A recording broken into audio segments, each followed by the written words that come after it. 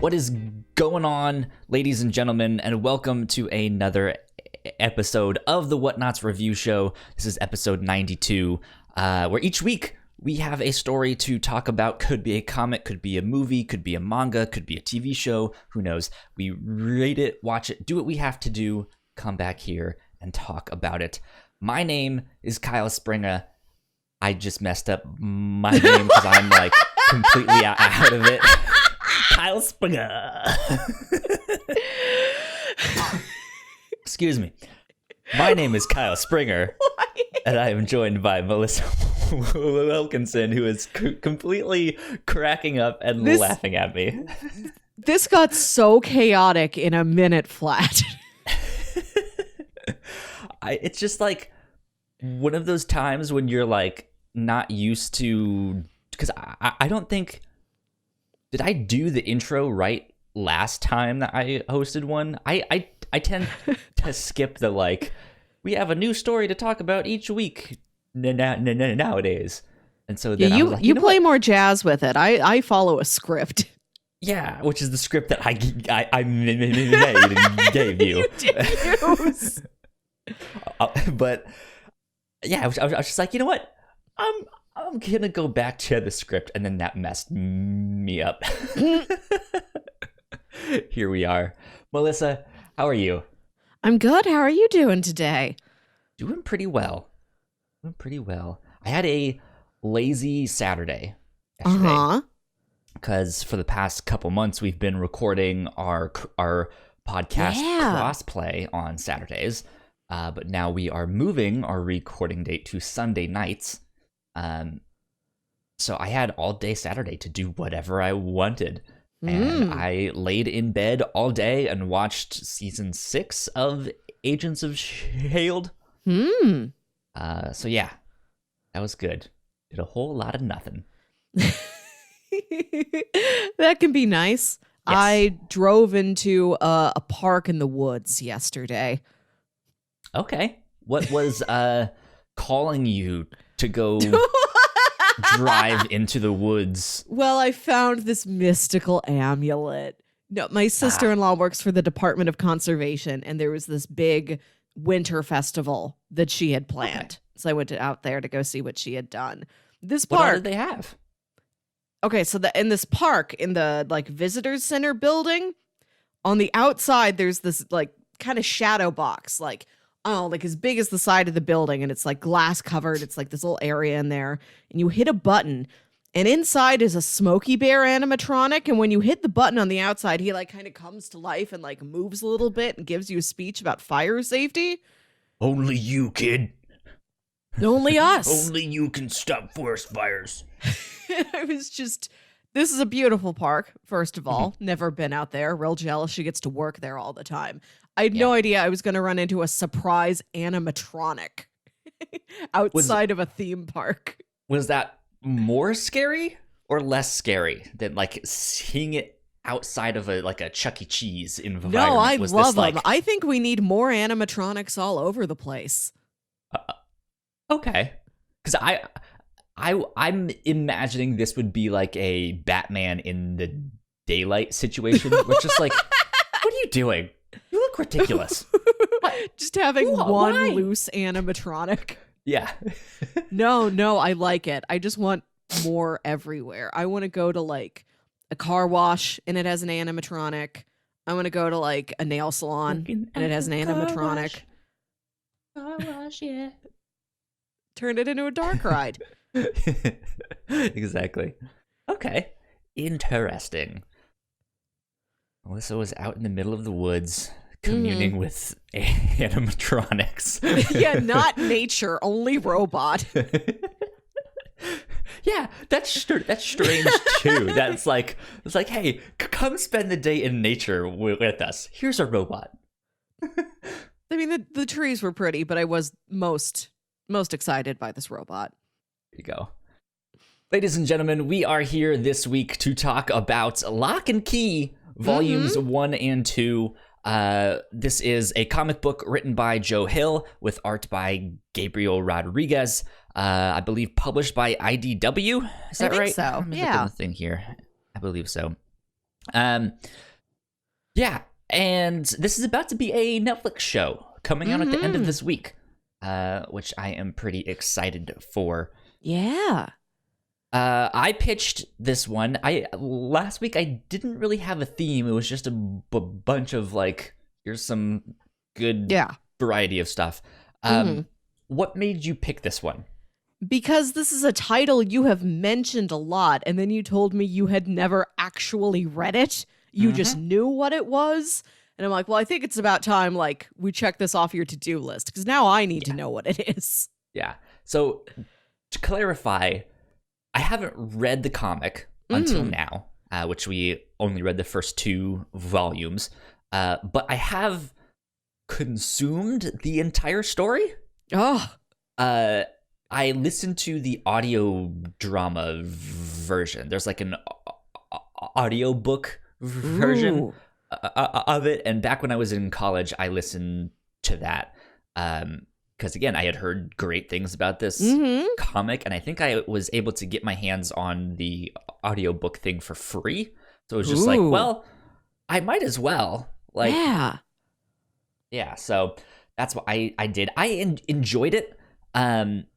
From what I remember, my only complaint with the audiobook version is there's a lot of scenes where there's no dialogue, and so characters are just like moving around, and there's like no noise, and it's like, okay, like you can kind of tell that they're looking at something or rummaging around on a desk, so you can kind of figure out what's happening, but it was still just like, what are they doing? What are they looking at?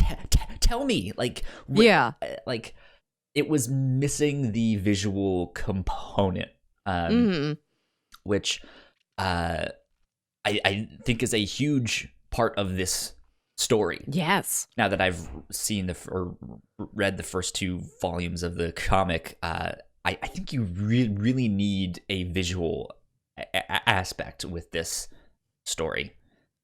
But yeah, what did you think? So I had seen the trailer for the Netflix series, and then I read this book, and then I just went back and I watched the Netflix trailer again. And I look at it and I'm like, so much of the imagery in this trailer is taken directly from the graphic novels. Like there's a lot of set designs and just like the framing of scenes and like different objects. Like a lot of it is a really close stylistic match. Nice. So nothing in the trailer is incorrect, but I'd seen that trailer and thought, this seems like, you know, kind of a whimsical, fun family adventure. This seems like it's only about as spooky as like Stranger Things is. And then I read the graphic novel. I'm like, oh, this packs a wallop. This is gruesome. So I go back and I watch the trailer again. And I'm like, nothing here is incorrect, but like, how much did you clean the story up? Yeah. I mean, there is blood in the trailer. You do see Kenzie covered in blood. So maybe this is a full adaptation. And it's just kind of masking itself as, no, this is, fun for preteens. Invited 11-year-old to watch. Yeah, no, so it's one of those things, because I pitched it last week as a horror story, but I had trouble describing it because it's not, like, looking at the art, and we'll get more in the details once we get into spoilers and stuff after we do our synopsis, but I had trouble describing it because it's very imaginative. Like, it's not a horror story in the sense that, like, Ready or Not was, which I guess is also fairly whimsical, but like Bram Stoker's Dracula, right? Sure. Like, that is meant to be a horror story. Whereas this has all of that stuff, but then there's this like imaginative side, and it's not necessarily whimsical in the sense that like Willy Wonka is whimsical, but it's very fantastical. Yes, like it's very magic.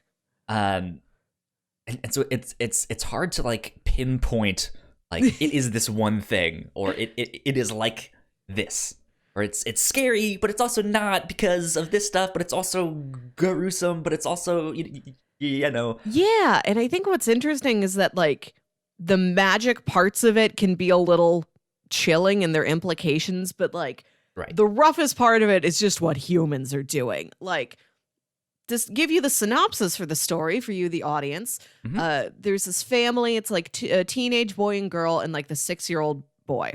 And they live with their mom and their dad.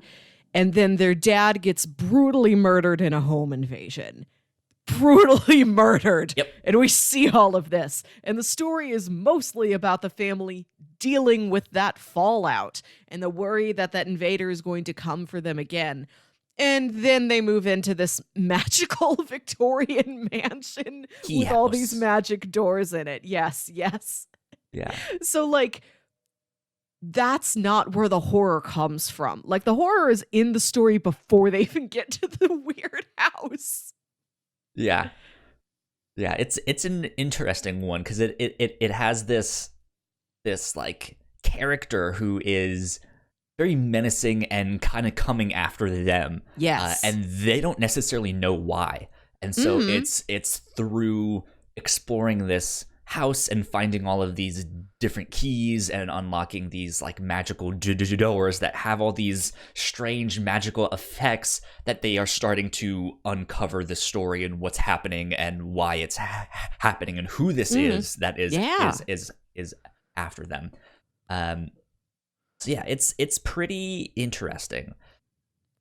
Before we get into spoilers, let me ask you one more thing. Does this make you more or less excited to check out the Netflix show?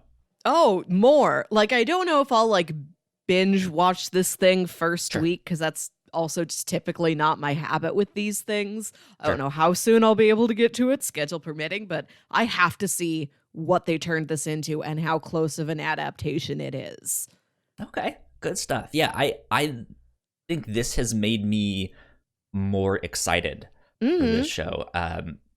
But just to get back into this story, because I've heard the story right the entire time, and I really liked it, and so now to get to dive into the original is neat. And then just to be like, hey, they're actually making a Netflix show out of this. Yeah, hell yeah, that sounds fantastic. So good stuff. Little bit of housekeeping for you guys. Go check out our website, thewhatnauts.com.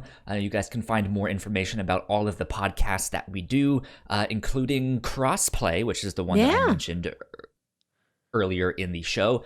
And if you guys like what we do, we would absolutely love your help and support on Patreon. Patreon.com/thewhatnauts is where you can support us for as little as $1 a month. And you guys can get access to the live streams of this show, which we do on YouTube privately for our patrons.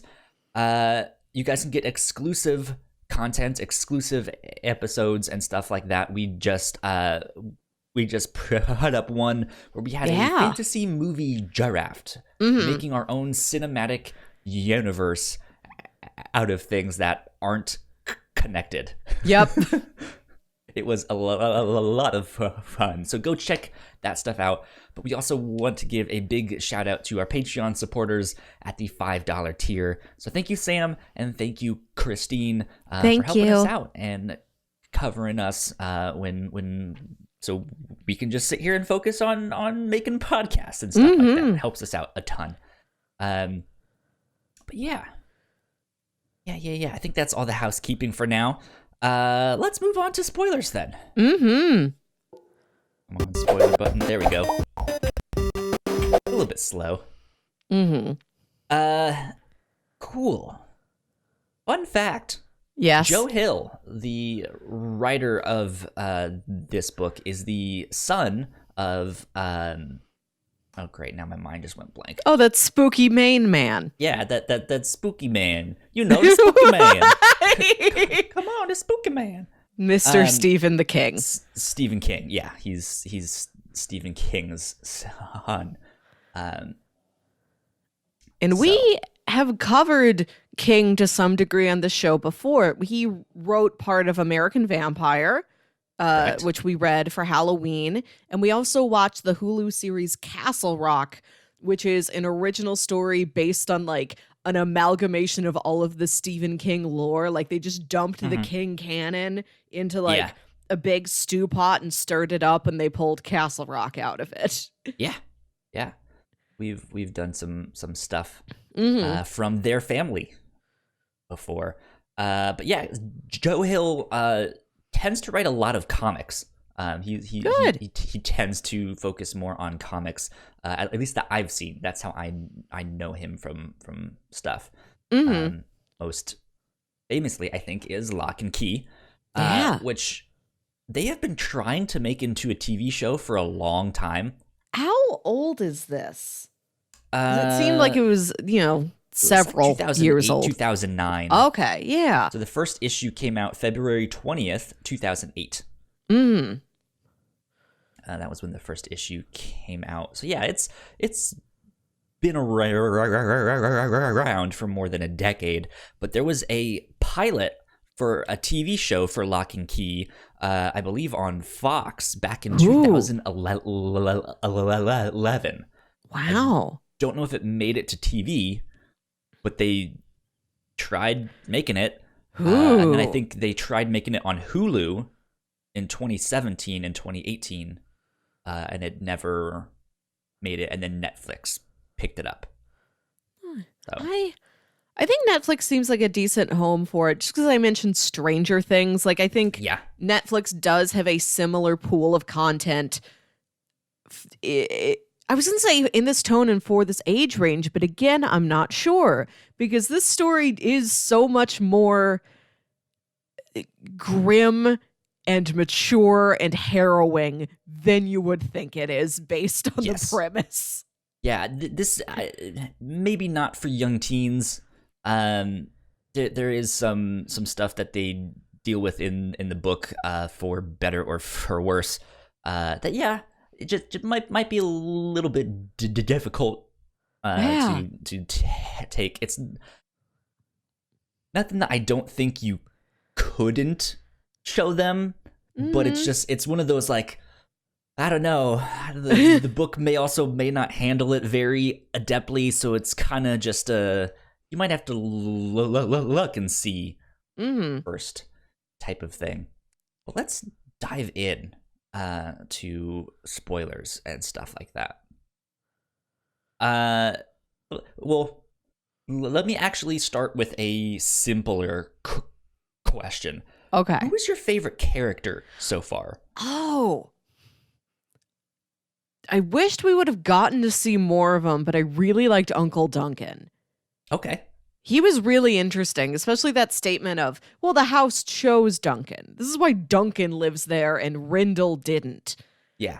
And I like that he's just this, pretty happy-go-lucky guy. Like, he's going through a rough time, but he's the one with his head on his shoulders the most. He's holding it together the most. He's a good provider. He's very supportive. He's got the most spark of life in him, more than any other characters. Of course, he wasn't there for the murder like the rest of the family was. I imagine that helps.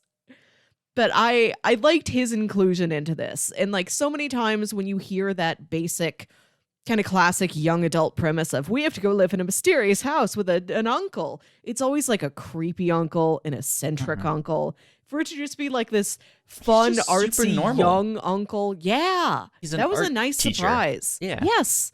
And I'm intrigued by this life he has where he it seems that he owns this house and he takes care of the house, but he doesn't actively live there. And like he has a partner like 2 hours away in Provincetown.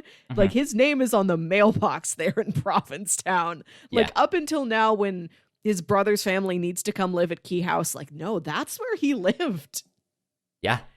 Yeah, it's nice sometimes to like see a story like this that is so gruesome or so fantastical. Yeah. And then just to have someone who's completely normal. Like yes. You can relate to them. Like they don't have superpowers, they're not some genius detective, they're not some they're just like, he's an art teacher. He's a normal guy. He goes to the bar on the weekends and stuff like, sometimes it's nice to see someone who's just average. Yes. Okay. Uncle Dunk. Uncle Dunk. I I tend to really like the kids in this comic. I think Bodhi is a really great character. And then I'm Is that how they name. pronounced it in the audiobook? Because I was reading it as just Bode. They did pronounce it as Bodhi. Okay. In the audio drama. Why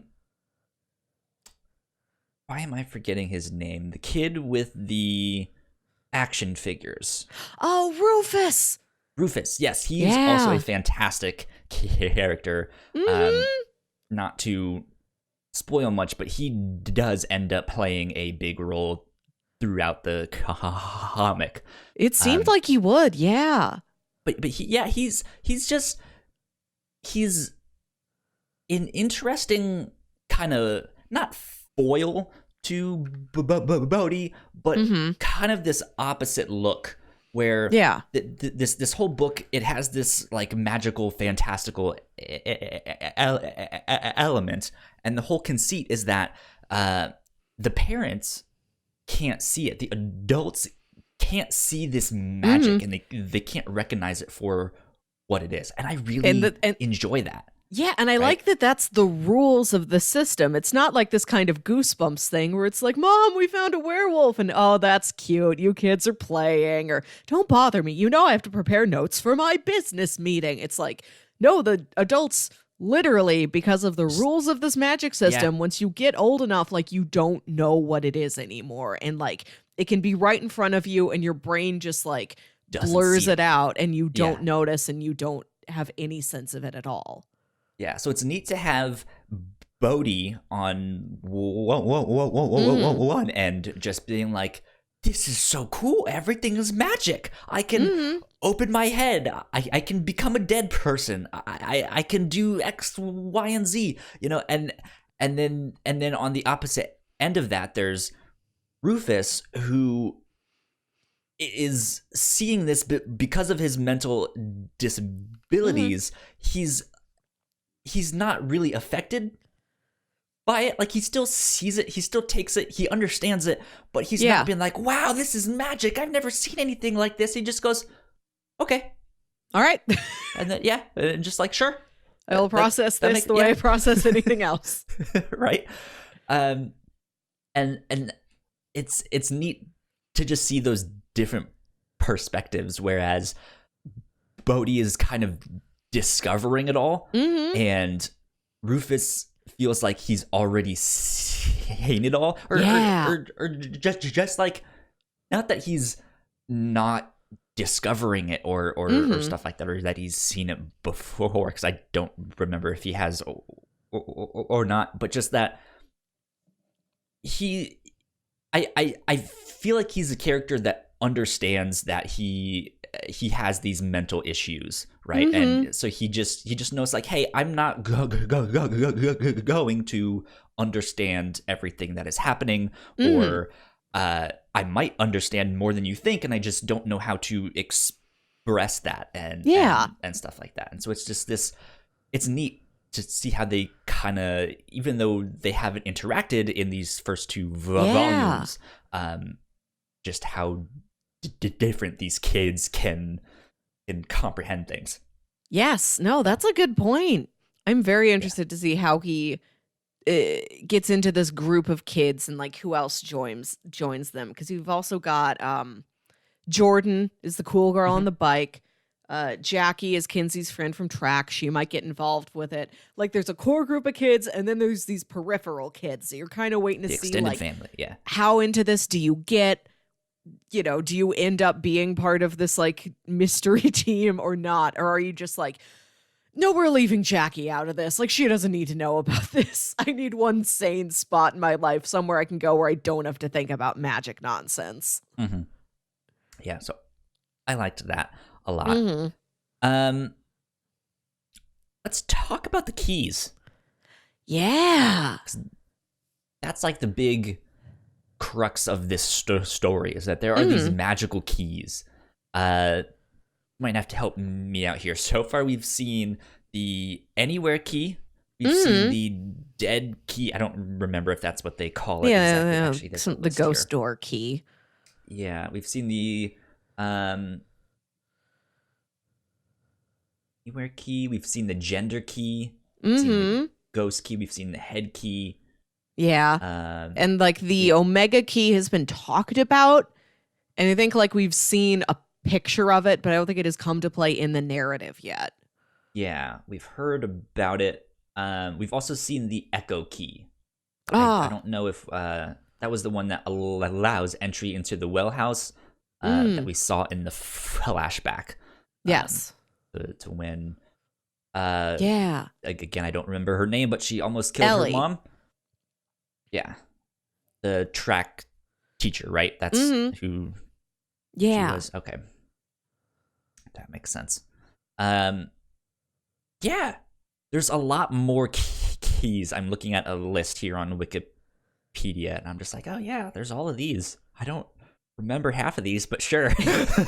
And this is such a more cartoony style of plot devices. You know, you've got all of these different keys, and they each have a different power, and you have to collect all of them. Like it has collect this all kind of some assembly required. It has this kind of video game trading card like toy element to it, which is so much lighter than anything else going on around it in the story.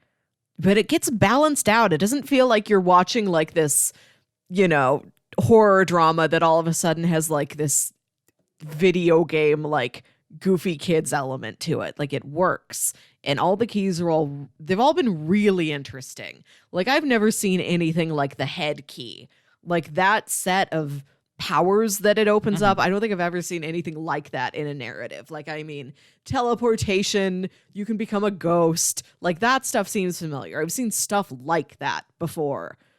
Head stuff is new. Yeah. So you mentioned how kind of video game it feels. Actually, in 2012, Cryptozoic Entertainment released a card game based off of this series. So if you guys are out there and interested in tabletop gaming, you guys might be able to check that one out. In fact. But yeah, like it is this really cartoony aspect. It's and like this is what I mean by it's so imaginative. It's like, what if there's a key where you can open someone's head and you can just see all of their memories, but it's not like this wispy, metaphorical, misty thing. It's like they are in there. They are physical things. They are objects. And you can pick them up and take them out. You can put new things in, and and they can still exist outside of you, and that's a weird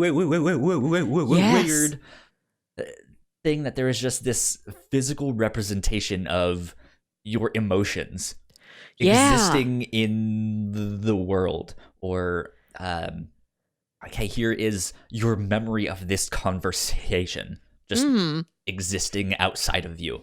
Yes. It's so weird. And they kind of have like a life of their own. Like Lucas was plucked. Like there's Lucas, there's gender swapped Lucas in the jar, and then he like crawls out and he crawls into Ellie's ear, so Ellie remembers this again. That's interesting. Yeah. Like a memory can just go back into you if you're not there to stop it. Yeah. It's pretty crazy. It's because it's like they're not wanting to escape is the thing. Like once they're out, they're not like freedom. Wreak havoc. They're just like they're like making chaos, but in the sense that they want to get back inside your head, because that's where they belong. Yeah. But yeah, it's fascinating. What since this is all you have seen and read, if you had to take a guess, what other types of keys do you think there will be? Oh, dang. I know. What else have we seen? There's a shot in the trailer where the kids are in like a candy store. So I wonder if one of them is this like like this kind of like the room of requirement in Harry Potter, where it's this room that just magically has exactly what you need in it. Like maybe it's something like that. It's like this wish fulfillment room where Bodhi's like, I want candy, and they open the door and it's like, oh, welcome to this candy store just for us. Kind of be like the anywhere key, right? But it can but the anywhere key takes you to like real physical places. It's like just like a shortcut. This is like, we've made something for you. Okay. You so it, like, wanted. fabricates this yes. thing. Yeah. Okay. I gotcha. That'd be an interesting one. Yeah, kind of like the room in Lost, where it's just like whatever you wanted to be in there is in there. Surprise! Yeah. It's your dad. Yeah. Surprise! It's candy. You don't get your dad back. Yeah. Yeah. They have all sorts of magical keys. Here, I'm not gonna spoil it. Some of them are. You learn a little bit about where the keys come from, because, like, I think at the end of maybe the second graphic novel, there's this back matter that's like a profile on the keys by this Revolutionary War family, like the original generations way back, like the first Locks who like made great granddaddy things. Locke. Like these were made by somebody. How? Why? How did they figure out how to do this? Yep. And that will come up in the story down the road. I think that's a lot more exciting than just, we don't know where the keys came from. Just to have this glimpse of, no, like, it's seemingly normal people made these. Yeah. Which we started to get bits of that story in certain flashbacks in this book. Like we see what's his name, Lucas Caravaggio, aka Dodge, just like him being with their father when they were in high school and stuff, and we know something happened with them. We don't know exactly what yet, but something happened. There's like it hasn't been revealed yet of what exactly this kind of big event or big catastrophe or what have you. And they're slowly uncovering that. And that's just the tip of the iceberg, which is neat too. So yeah, like there's not much that I can say without spoiling it, but at the same time, I understand. It was a long time ago, so I don't even remember exactly what it was, or like I might read ahead to it, like, because this is all unlimited on Comixology. Unlimited, right? Like it's all free. I believe it's to borrow on only there right like now. 6 volumes or so. 1, 2, 3, 4, that's what I was wondering. Like if the story like 6. had since been finished for a while. I might just plow ahead and read the rest of this. Like I really want to know what this all turns out to be. And I really appreciate this kind of Swiss cheese storytelling where like there's very clear questions that you are asking. It's not the sort of general sense of, well, why are there keys? You know, why are the keys attached to this house? Like it's been like narrowed down to generations back, Locke family ancestors made these keys. How did they do them? Why did they do them? What do you mean the house chose Duncan? What does that mean? What is this event? You know, why were all the teen friends going down into the cave and then like Duncan tried to follow them and Lucas like let him back out? Like what did they go back down there to do? How did those other kids die? Like it's leading you towards very specific holes in the story. If you're waiting for like the right exposition or the right flashback or something to plug that hole in for you. Yeah.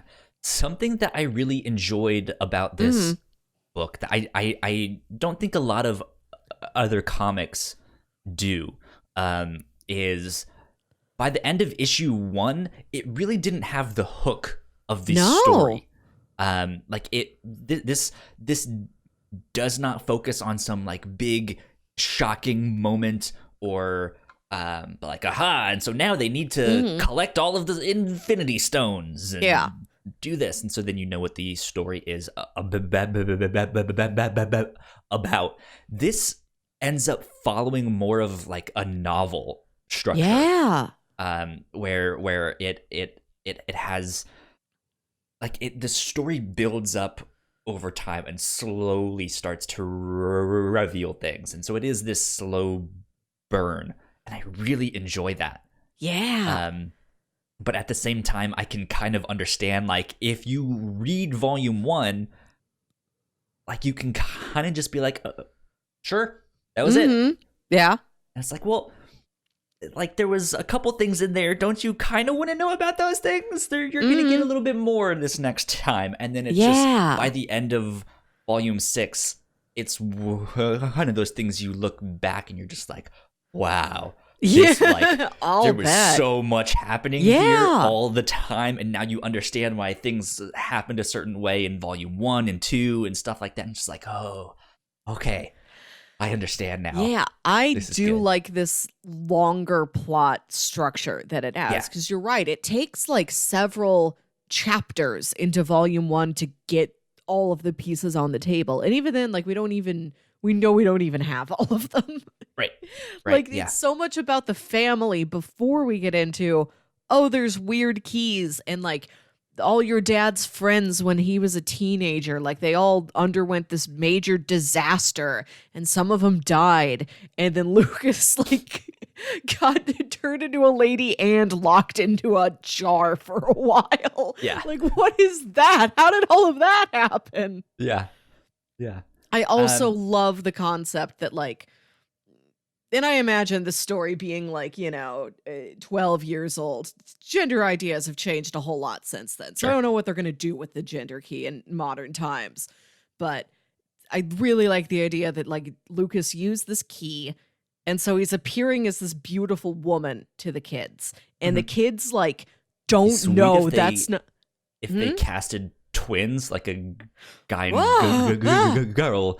Interesting. Twin, or just like someone who's androgynous and can play both parts, that would be fantastic. Yeah, who knows? But I like that the kids like have no idea that wasn't like an actual lady, that they don't know it's like a guy under a spell. So like they're going to spend all this time wondering about somebody who's like not real. Like there's this really neat like red herring thrown into the story where they just don't know. They have no idea until looking like for someone specific. Yeah. But that person is now like gender swapped and with them. Right. I think like, that is in the room. I think like all of the weird stuff that has happened to Lucas is really interesting plot stuff, because again, you are looking in completely the wrong places. Like none of the stuff that has happened should lead you to, oh, this kid in my class right now. Nothing is going to lead you to Zach Wells. Like you have to go through so many hoops to get to Zach Wells. Yeah. Or you had to have been like one of the kids back when they were all in high school, because we see the drama teacher recognize him, even though he is well, he's not swapped then because he's back to being a male at that part. Yeah, but still, it's just like he is like that's Lucas Caravaggio. Yeah. Why is he young and walking around with the Locke's kids again? Yes, that can't be good. Yeah, this doesn't make sense. And I like that Professor Ridgway like knows something is up. Like he has no idea about any of this magic, but he like looks at all the clues in front of him and he's like, there's got to be something magic going on. Like he doesn't know, the game is afoot. But just by Occam's razor, he's like, I don't know what else could be causing this. Right. Something else that I really like that this book did is that it does not shy away from changing perspectives. Oh, not at all. Yeah. Whether you're following one of the kids or you're following the drama teacher or if you're following Uncle Dunk for a book, like just from issue to issue, it changes perspective based on what the story needs. And it's not like it's Well, I think the one with the drama teacher, the captions and stuff are the drama teacher speaking. Like he's reflecting on that, right? Mm-hmm. Did they do that with Uncle Dunk when we got to see his story? I don't remember. I don't know if he does as much like introspective narration. Because I think, at least for the most part, in these first two volumes, you are kind of this omniscient, like third-party viewer to this story. Yeah. But again, it's you're following different characters. I think the three kids are like telling you a story, kind of, and Professor Ridgway is. But I think like Duncan and Ellie, I think some of the other perspectives it gives you aren't necessarily like, and this is, well, here I am. Like it's not that same like self-narration thing. That one is a lot more like omnipotent. I've opened up this dollhouse and I'm looking down at them. Yeah. Okay. Yeah. That makes sense. I like that a lot because I'm thinking of more like mainstream traditional superhero comics. You always, or I mean, not always, but 99.9% of the time you're following one character and that's it. You might get a page or two where you see like what's Mary Jane up to, what's Lois Lane up to, you know. But for the most part it's just like, this is Spider-Man's story, this is Batman's story, this is whoever you're following, it's their story. Whereas this, there is not one title character, right?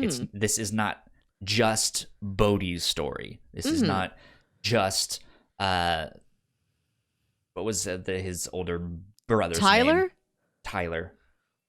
Yeah, it's not just their story. And so you get to see all of these different perspectives and how it's affecting all of them, but then we get to see all of it, so we know things like, but we know that they said this and you didn't know that. And it's just like, like you see just how many people are wrapped up in this giant story. And I like how much of the narrative is spent on like more mundane things, like things that aren't plot relevant, like the way Joe Ridgway like really misses his wife. She doesn't seem to be like a plot relevant character, but this really enriches him. That like he had this wife he was madly in love with and she's been dead for a couple years and he's so old like he should retire from the school, but they used to work at the school together and he's like, it feels like part of her's still with me when I'm still in this building, so I'm going to work here as long as I can. Or just like of that memory, or like Ellie being lonely, you know, not having a husband in her life, and like she's hiding her vibrator in the walls of her house so nobody finds it, like stuff like that. Like it has no plot relevancy at all. I don't imagine this vibrator is going to become a magical object of power. There's a key inside of it. But it really gives a lot of depth to that character to know what else that they are up to just in their own little private lives. Yeah, it's neat to see some of that smaller stuff because it again, it follows kind of that novel structure, like what you would read in a typical book or a typical novel, where it focuses more on what's happening in the town and who are these other characters, how are they affected and stuff. It's not just this like hyper focused, here's Spider-Man. Look at Spider-Man. There he goes. Another narration Spider-Man. Another narration switch I was really intrigued by is when Duncan and his partner Brian go to that bar, and then there's those two homophobic women that are attacking them, and then they're like waiting out, like they follow them home and they're like waiting in their truck outside their house to like attack them after they go to sleep. And we spend a lot of time with those women, and I'm like, what is this going to? Like, is this purely here for like social political commentary, or are these two women like going to become something? Is this going to be plot relevant? Or is it just like, here's another perspective of the human condition in dealing with fear and hate and things like that? it might be closer to that. I think I don't remember if those characters stick around or if that's the last we saw of them or who knows. But yeah, like it's to me it's kind of just this picture of just what's happening in the town. How is this kind of central mystery still affecting the town? Like here's a house that has a key that you can swap genders. Like, that has some kind of political message behind it, however you want to take that. And then here is this kind of real life example of how certain people might react to that, of just like, I don't want to be anywhere near the gay Yeah, they're all the way up in Provincetown, though, which is interesting. Like, those characters are 2 hours away from where the main action of the story is taking place. Like, that whole section where Dunk goes up to Provincetown, I liked it. It's interesting. It's not all comfortable, but it's all interesting. And I want to see, like, how that gets back towards the main, like, Lovecraft is the name of their town they live in, which is like a little heavy-handed. On the nose, yeah. Okay. But like, how does this loop back around to like the Lovecraft town narrative, besides like the fact that Uncle Duncan is like a very plot-relevant character? I'm curious about his partner. Like, I really want to know more about that Brian guy and like how they met and how they match up and like what, if anything, Brian knows. Like, if he has any sense of just it seems like he doesn't. Is weird. Yeah. I don't think he's been to the house. He hasn't been mentioned to the family. Like, the family does not know that Uncle Duncan is gay, or at least that they've... No, they do, I think. Like, I don't think they know that, like, he has, like, a dedicated partner he goes to, but I think they know, like, he's gay and, like, he goes up to this town to teach art classes. Like, he works out of Provincetown, but it's not clear if like they know, he has this personal life in Provincetown. Yeah.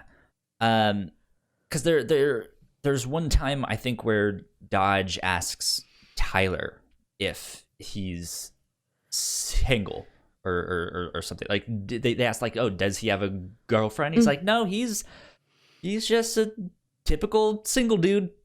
There's like an ellipse. There's like a break in the middle of that line, which read to me as like, Tyler knows. Of like, like, how do I phrase this? Yeah, or like, I've just met you. We're in this small town. Like, I don't know exactly how much I should share with you at this point. Sure. Like, I think like everyone's aware.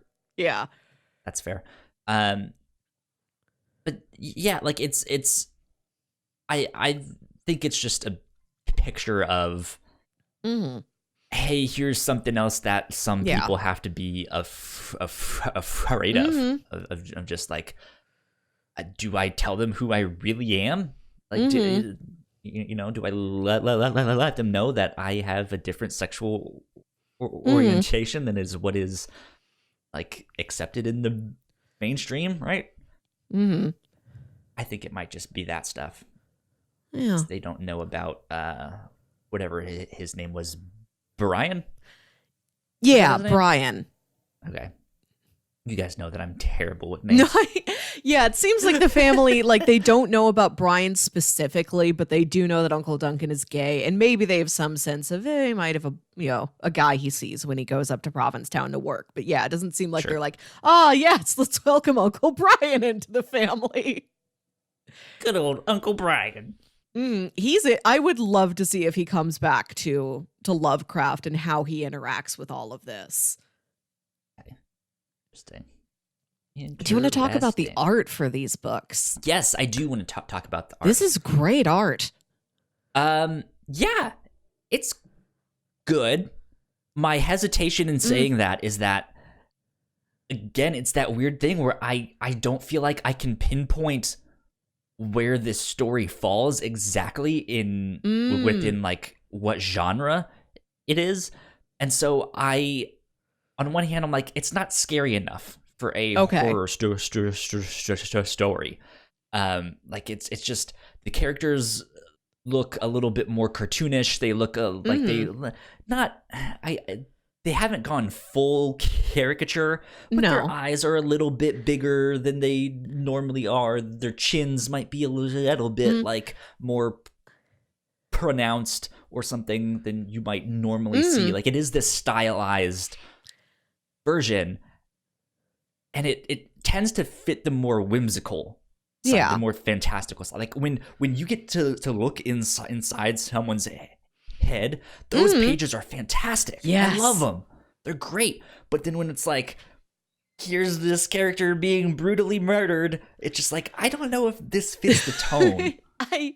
I liked the stylization. I think it's like a very good middle point. Like, it does not get to cartoony, but you're right. Everybody's got kind of an exaggerated feature, but with a book with such a big cast and with so much like generational things, like these characters are related, or that's this character but gender swapped because of this magic spell, like to have these certain like larger features, like the Locke family chin, like to have these kind of bigger stylized little elements among it, I think really helps you like kind of help keep people straight, which is helpful in just such a big unwieldy story like this. Yeah. Another thing that I liked about the art is exactly that, where I didn't have confusion of like, okay, is this the science teacher? Who is that? Yeah, everybody looks really distinct. Yes. Yeah, so that helps out a ton, which I think a lot of comic book artists sometimes know, like, hey, I have that like one idealized female form in my mind, and I'm just gonna make all the female characters look like that, and then they all look the same except one is blonde and one is brunette. There you go, they're different, right? Yeah, I wonder if this was any more naturalistically illustrated, like then it might start to get kind of muddy with just the sheer number of characters you have running around. I mean, yeah, maybe. I can see how that happens. I don't like that. That's the thing. Like, I don't know if I am necessarily wanting a different style in the book, despite me being like, okay, I don't know if the tone matches right here in certain parts. I like the style. I think the line work is really bold. It makes everything very clear. Yes. And that's the thing. Like, so I don't know how much the art is telegraphing things for you, but because I kind of know some of the things about the story, I'm seeing the art and I'm just like, oh my god, this is so obvious. Like, this is just like, it's this thing. Do the thing. Take the thing. Do the thing. Right? And so I can see it from that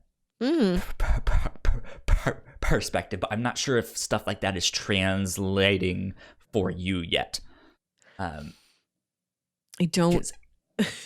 don't know. This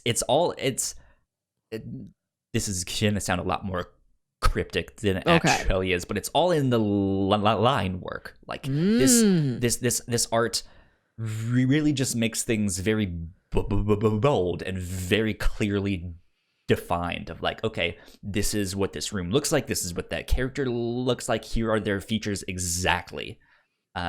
Right, there's no ambiguity of like, well, maybe he kind of looks like this, maybe which I think again goes hand in hand with the like, each character has these very distinct features. It's just like you know who everyone is, where everything is, what everything is. There's not much mystery within the artwork. I like the character. Not a bad thing. Yeah, no, I do really like that, because like we've read some comics before that have like a looser, sketchier style to them, and sometimes there'd be like an action scene or something, and it's really hard to track like where everybody's body parts are at one time and exactly like what's happening. You're right. This is very, very clear, which I appreciate a lot. Like, I think the art is perfect to serve the kind of story it needs to tell, where everything is very clear and clean and distinct. Yeah. And I like the character designs. Like, I like Tyler's design and that he is this kind of like he's a little surly, like he's a little bit of like we don't know if he's necessarily an outcast, but he's definitely not like Mr. Popular big man on campus, social calendar is full. And he has the like sports jock kind of build. He's a little bit bigger. Right, yeah, and that's not the typical design you would see for a character of his type. You'd be expecting like, I don't know, kind of like a Weasley or guy or something. And I like that he's like sort of a big guy. Like he's not overweight or like super buff or anything. Like he's just a big fella. Like he's just tall and like stocky. Yeah. Yeah.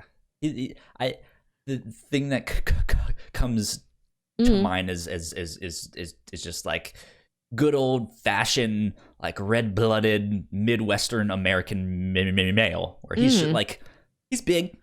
Yeah, he's a big hunk of meat. And that's it. Yeah. He's just like a big old chuck roast of a boy. Yeah, he's a big old chuck roast. Or like Lucas is very handsome. And like I look at him and I think about myself when I was a teenager, and I look at Ellie and I'm like, oh, I also would have fallen for this boy. Like that's exactly what 16-year-old Melissa would have also done. Like dark hair, piercings, tattoos. Well, not that, but just like the dark hair and like these bright, clear eyes and these like, real angular features. Yeah. Oh, like the art really services him being this kind of cool, mysterious, alluring bad boy. Like he's perfectly illustrated to be that. Yeah. Agreed. And then I think a lot of the locations too. Yes. Just the like ornate details in the house, because it is this big like Victorian mansion. I'm not sure if that's the right style of house, but still, it's just this big like New England style mansion. Yeah, I think it's mostly Victorian style. Yeah, and so there's all of these ornate details within the house, within the decorations, just within the furniture of the house too. We see this big grandfather clock, right? We see like old rooms in the basement that are these like wine cellars and stuff like that. It is a very creepy house. Like I want the TV show to like, they go in this house and it is like, it's been kept up, but it's still dusty and there's still some cobwebs. Yeah, and like it's a huge house, and if it's just Duncan taking care of it, like he's not gonna once do a all month of it. or something, like that's a bigger job than one guy can do. So like it should feel this like sense of there's somebody out here watching over this house. It is cared for, but it will always be out of your reach. The house is always outpacing you. Yeah, and so I like the locations within the house. I think even seeing like the art that's on the walls and stuff, whether it's in Duncan's art class or stuff like that, like they do stuff with that where it's like, hey, here's a charcoal drawing that I'm assuming Gabriel Rodríguez made those too, of this like actual lifelike drawing of this cave. And here's these like mysterious figures that are like walking out of it. He's like, oh, I didn't know I put those in there. I love when Sam Lesser is in Rindle's office and he sees that like beautiful illustration of the well house and he stares at it, and then like there's Lucas waving like, at him from the window. Me. Yes, that's great. Yeah, and it's like, I don't remember how they did stuff like that in the audio drama, because that is like, again, that is something that is purely visual. Yeah, it's so good. I don't understand how that would translate exactly, and which is why I'm excited for this to be a TV show, because they can also play with stuff like that in there. So I'm excited. Yeah, for and the it's show. we've been talking about the house, and it's not just the house. Like, I think every setting they're in is really well designed. Like, I love Duncan and Brian's house in Provincetown. That is such a cute little house. I love its weird kitchen with like all the wood accents and like the stained glass window, and it looks like an old pub or something. Every place they go to, like everything just seems like very, like a lot of work was put into every place that you go and like every side character that you see. Yeah. Sometimes you can see comics that like they're in the bedroom of that character, and it's just so barren. It's so bare. And this, I think, this comic prides itself on the smaller details within the stuff. Like, oh, here's their nightstand with 30 things on top of it. It's just like there's a lot of work that was. There's a variety of settings in this too. Like there's a scene where Tyler and Kinsey are talking, and they could have put it in like either one of their rooms, but instead it's like out on this deck that the house has, and Kinsey has laid out a rug, and she's like strung extension cords, and so she has like a lamp out there, and she set down all these cushions, and she's sitting out there reading a bunch of books. Like they didn't need to make this extra setting, but it's really neat. And I think it's a neat part of her character that she's like, oh, I'm just gonna take all this stuff outside and I'm gonna read on the deck, and I'm gonna string extension cords so that I've got the lamp I like from my room, but I want to be outside. Yeah, that like it's moments like that I think really help these characters feel like they are actual people. Yes. One of my favorite moments in comics comes from the manga 20th Century Boys by Naoki Urasawa. And there's this moment where the main character gets a guitar for his birthday, and they're this really poor family. They've been like his sister got him the guitar, but she'd been like working 3 jobs and saving up for him so that she could get him this guitar. And they don't even have a mirror in their house, so it's nighttime, and so instead of looking in a mirror, he goes to like the back door of his house, which is just this big like sliding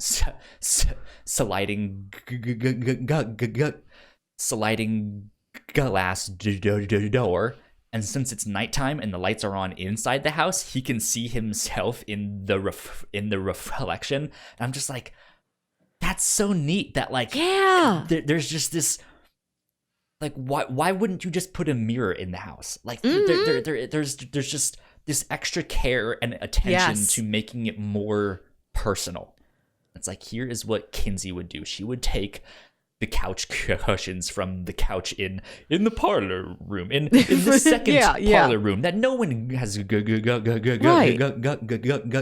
that no one has gone in, and she's like, I'm just gonna bring these outside and like get an extension cord and a lamp, and I'm just gonna read all day. It's just like that's something I feel like someone would do.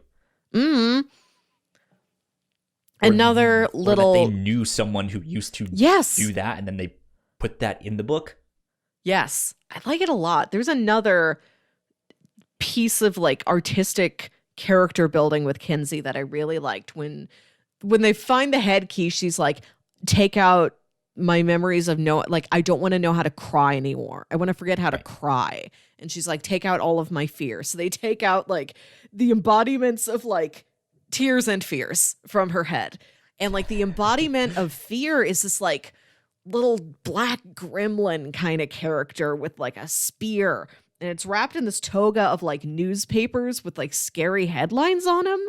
Like I liked that it was the majority of Kinsey's fear comes not from like personal trauma. Of course, seeing her dad get murdered, that did a big number on her, but a lot of it's just like the weight of just overall world pain, because like there's the impending doom of the world. Like everything written on this newspaper toga that this little fear sprite has is like, the family dies in house fire, teen suicides are up, drugs are ravaging. Like it's all like general things that are not specific to her at all. And I like that showed, like, added to, she's like a very empathetic, like very kind of charitable, like aware person. Like she's got a bunch of Amnesty International posters like in her room. And I like that that's what worries her, is not so much like things that have happened or could happen to her. It's like things that happen to just people in the world. Like that's what bothers her the most. Yeah. I mean, that's what the gremlin is dressed in, but at the same time, he's just nonstop talking. Like, this person is lying to you. They hate you. They do that. Screaming at her, like, you look terrible naked. You look worse with clothes on. Like, you're going to die a virgin who can't drive or whatever. Yeah. So, like, it has a bit of both. It is this, like, metaphorical representation, but not in a like amorphous sense. It is clearly defined. Like he is, I mean, it's to describe it almost sounds biblical. Like he is speaking the lies that you know to be true, and he is draped in the bad times of who knows what. Like it has this weird thing, and then they just make that physical. Yes, and I also love I like that. The representation of her crying, which is this like wailing woman, like a widow you would see at a gravesite. Like she's wearing this black robe and this black veil, and she's carrying this bouquet of flowers. But she has this giant like spigot on her back, and all of her hands are made out of just like faucet pipes. Yeah. So it's neat to see all that stuff. That is the thing that I love about the artwork, is just that when it gets to the imaginative bits, it knocks it out of the park. Absolutely. Like, this is so good. Yeah. And I know we have seen like a fraction of the mystical things that this house can do. And like, I know there's more of that stuff waiting for me. Right. Like we saw one key that was hitting on top of the grandfather clock. Yes. That was it. It was just like we happened to see a perspective where we know that there's a key up there, but no one has found it yet. It's just like, what is that one? When are they gonna discover that one? You know? And I love that all of these keys, like, you know, we can kind of piece together that like Duncan and Rindle like figured out that when they were younger, like these keys are bad. We have to hide the keys. And all they did was just hide the keys in their own house, in places nobody would look in that giant house. Like they didn't need to bury them in a lockbox, like, you know, in the wall of a cave 2 miles away. No, like it's just put it on top of the grandfather clock. Nobody's going to look up there. Yeah. Here's a bracelet that I gave to my daughter with a key inside it. You know, and she didn't even know that it was in there. So it's neat. I like that stuff a lot. Yeah. I enjoy it. Do you have anything else that you wanted to talk about with this book?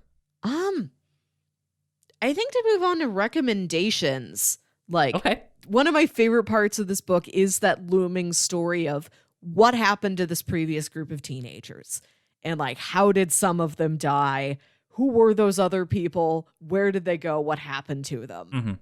And this reminded me a lot of Scooby-Doo Mystery Incorporated, which we've covered before in the show. We covered season 1, and it is also a lot more child friendly. Yes. This one is much more child friendly, and it's the Scooby-Doo adventure where it's the same gang you've known and loved, and they're all in this one town, and they start to crack into, there's this weird history in the town, and there's this weird history behind like, we're not the first group of teen detectives that the town has had. Like this is like this generational like loop, like every generation has one of these, and like the previous generation had like, you find out like it has some very personal connections to them, like, you know, some of their parents are in there, and just finding like, who were those group of people? Like, how did that break off? What was this giant chasm that opened up between them? Like, what was that event that broke that team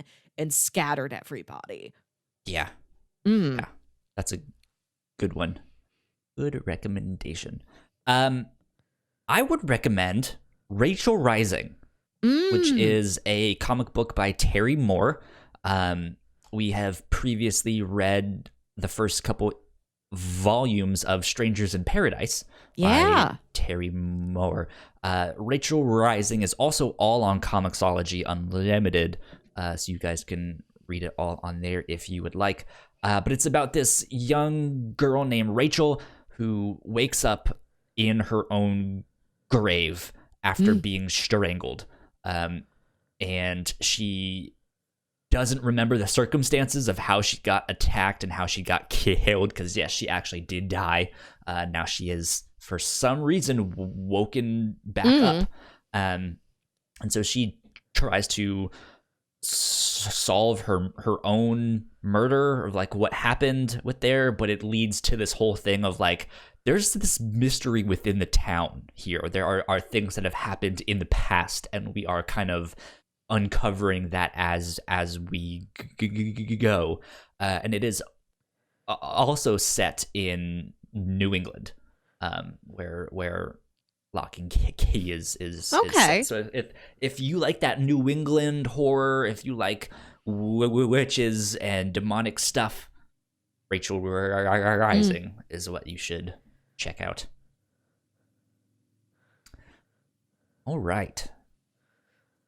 That's all I can think of at least for right now. Yeah, if you liked these comics, you have this Netflix series and you have this audiobook you could go check out. Yeah, which I think, according to the Wikipedia here, it said that it was all 6 books of Locke and Key were adapted into a 13-hour audio drama released on October 5th, 2015, produced by the Audio Comics Company for Audible Studios. Oh.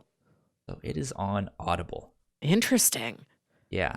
Let's see. The work received critical praise in 2016 and was nominated for 4 Audio Awards from the Audiobook Publishers Association of America, including Best Original Work and Excellence in Production. Oh. There you go. Oh, and it stars, let's see.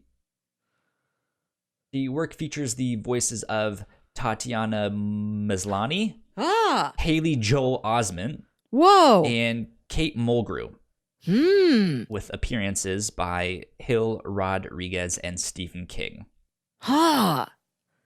That's a pretty good cast. Yeah, that is a good cast. Cool. Yeah, go check it out. I'm excited for the Netflix show too. Yeah, coming out at the end of the week here.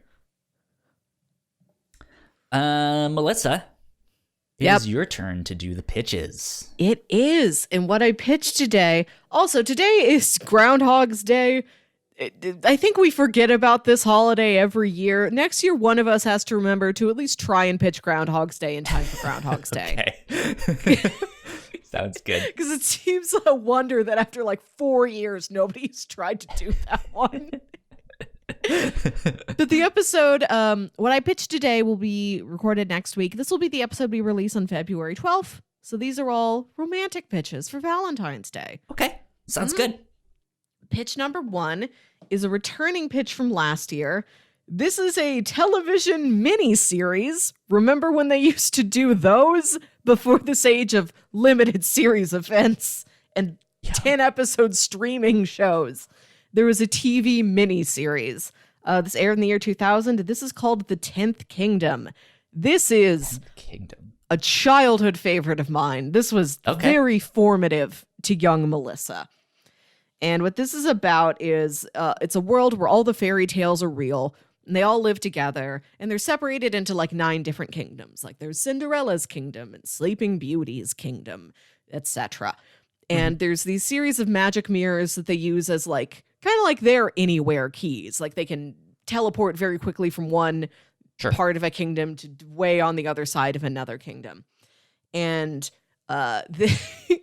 there is a evil witch that has taken the mind and soul of a prince that is about to be crowned king and swapped it with her loyal dog. So her plot is that, I'm going to put, the precious brave mind of the prince and this dumb dog, and I'm going to put the mind and soul of my most loyal servant into the body of the man that's about to be crowned king. This is her idea. But this dog gets away, and she sends like these trolls after the dog. Like, get that dog. Like, I have to have the dog in my possession to make sure nobody figures out I did the spell. And they run through a mirror and wind up in New York City. And they're like, whoa, this must be the 10th kingdom we've never heard of. And so they wind up with this, and so it's all these fairy tale creatures. It's this magic dog. It's these trolls. It's this like human embodiment of the big bad wolf. Like, he's not a werewolf. He's this sort of weird, ambiguous wolf man. Sure. They wind up in New York. They run into this like bitter, single, like 20-something waitress and her like, single dad. They get wrapped up with them, and then they end up going back through the magic mirror to this fairy tale land. And it's just about this woman like, I want to get home. I want to find another magic mirror portal because the one we came through got broke. I have to get back to New York City. I guess I'll try and stop this evil queen here along the way if I have to, if it'll help me like get me and my dad through another mirror to get back to New York City. Okay. This is all very complicated. I love this story. This is so charming. It's one of the best fairy tale mashups. Like, this is my gold standard for the classic fairy tale mashup story. Interesting. Really fantastic characters. It's a little cheesy, but like knows it's a little cheesy. Like, it's very tongue-in-cheek about everything. And it's surprisingly dramatic. Like, the way everything kind of builds to this climax towards the end, it's like, oh, there's a lot more emotion behind this than I thought we were going to deal with. Okay. Yeah. Sounds good. Yes. All right. So pitch number 1 is the 10th Kingdom. And then last year, one of my Valentine's Day pitches was Titanic. And I thought, well, we're no longer in the 10s. We're in the 20s here in this new decade. We need another movie where Leonardo DiCaprio dies in the water at the end. We're moving ahead from Titanic to The Great Gatsby. Okay. So pitch number 2 is Baz Luhrmann's Great Gatsby, starring Leonardo DiCaprio and Tobey Maguire. Gotcha. Okay. We all know the story. Seen this one. Great. Oh, you haven't seen this one? I have not, actually. Wow. Did you watch like the old one in high school? I mean, I read the book in You didn't watch the movie? High school. No, we didn't watch it. Oh, this is a good one, Kyle. This is very fun. And it's Baz Luhrmann, so it's the guy who did like Moulin Rouge and Romeo plus Juliet. So it's got that whole like extra glitzy, luxurious aesthetic to the whole thing. Mm-hmm. It's a delight to watch. I think it's like very visually dazzling. Plus, cool. Great performances. I've been on a DiCaprio streak lately. Would love to watch him again in this. Cool. And pitch number 3. This is a movie I brought up in my fantasy movie draft we did for the Patreon a couple weeks ago. And you mentioned you hadn't seen it. So I'm like, well, here we go. Here's the time. We should watch Wes Anderson's Moonrise Kingdom. Okay. Mm-hmm. This is the story of, it's set in like the 1960s, and it's these 2 kids that live in like this tiny like a New England coastal community, out on like little peninsulas and islands and all of that. Mm-hmm. And it's this girl from this family, and then it's this boy who's like an orphan and lives in this group home, and they meet once at like a camp or something, and then they both go their separate ways, but they like fell for each other, and they wrote all these letters, and they did, plan out over the letters, we're gonna run away together. So the movie is these 2 kids sneaking out of their homes, running away together, and then all their families and the entire community like trying to find them while there's this giant impending like storm of a lifetime about to like come down on the town. So it's this race against time. Like, we have to get these kids back home before like they get washed away in a flood or something. And of course it's Wes Anderson, so it's all very like quirky and like super stylized. Sure. Mm-hmm. Okay. So we have 3 very different romances for you. We have the 10th Kingdom, this sort of cute but winky kind of spoofing fairy tale romance. We have The Great Gatsby, classic American tragedy, and we have Moonrise Kingdom, about two quirky, precocious 12-year-olds trying to run away together. Okay. I think I actually want to go with Moonrise Kingdom. Okay. Because I kind of remember seeing the previews and trailers and stuff like that. And I think Wes Anderson has such a strong visual appeal that's just so different, but yet so distinct. Like it's not so bold that it's in your face like the stuff you might see in Great Gatsby. It's calmer, it's subtler, but it's still like so distinct. It's just like Wes Anderson. I know he did that. So yeah, you're right.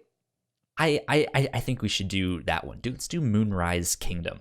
That sounds good. Nice. All right.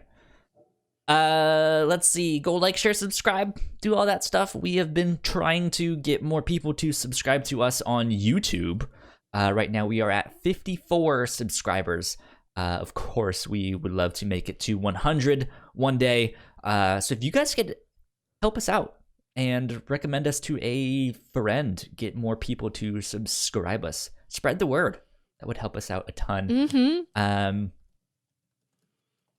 I guess that is about it for everything else. Melissa, where can they find you on the internet? You can find me on Twitter and Instagram at WilkyWit. That's WILKYWIT. You guys can find me at YoKyleSpringer on Twitter and Instagram. You guys can stay up to date with all of our shows on Twitter at The Whatnauts. And if you guys like what we do, patreon.com/The Whatnauts is where you can support us. We will be back next week with Moonrise Kingdom. This has been episode 92 of the Whatnauts review show. We will see you guys next week. Bye. Bye. Thank you so much for checking out our podcast. We hope you enjoyed it. If you guys are excited for Locke Key on Netflix, sound off in the comments below. Let us know, I guess, what your favorite key is. I don't know. Do you have a favorite key from that series? But in the meantime, go subscribe to our channel, which is right up here in that corner, and go watch one of our other podcasts right down there. There's one right here. Go hit that button. Hit that. Yeah. That would help us out a ton. Till next time, bye.